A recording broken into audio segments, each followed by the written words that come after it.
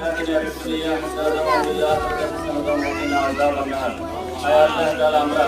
আজকে এই মাহে শাওয়ালের মাহে জিলহজের এই পবিত্রতম দিনে ইয়া আল্লাহ জিলহজের কুরবানিকে সামনে রেখে আজকের এই পবিত্র শুভকালে আপনার দরবারে হাত তুলেছি মেহেরবানি করে আমাদের সকলের মাপকে আপনি কবুল আর মঞ্জুর করে নিন আয় আল্লাহ শতবর্ষী মরহুয়া ঈদগাহের আজকে যে